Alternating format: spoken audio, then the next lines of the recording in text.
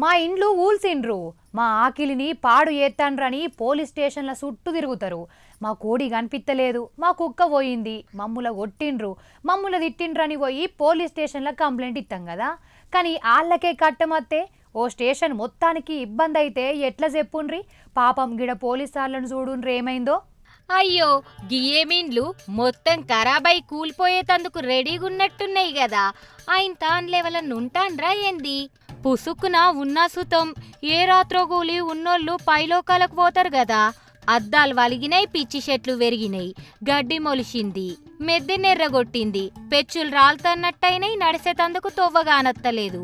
సూత్తే దయ్యాల కొంప లెక్కనే ఉందనుకుంటాన్రా. ఆగుండ్రాగుండ్రి, గిడ పోలీస్ జీబుంది. హా చూసిండ్రా, పోలీస్ జీబ్ ను దొంగలెత్తుకచ్చి గీ బూత్ బంగ్లాల పెట్టిండ్రట. ఇంతకీ ఇల్లెవ్వల్ది అనుకుంటాన్రా? పాములుండే గీ జాగల పోలీస్ సారోళ్లకు సర్కారిచ్చిన క్వార్టర్సులు.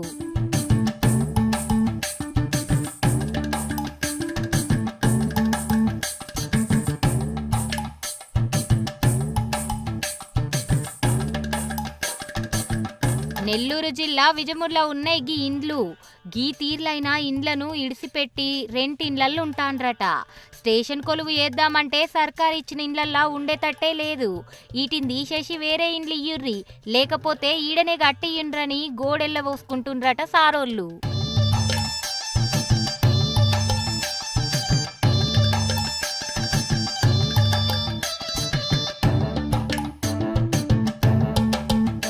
పోలీస్ స్టేషన్ల సుతం 27 మంది ఉండాలి గాని 12 మందే ఉండ్రట.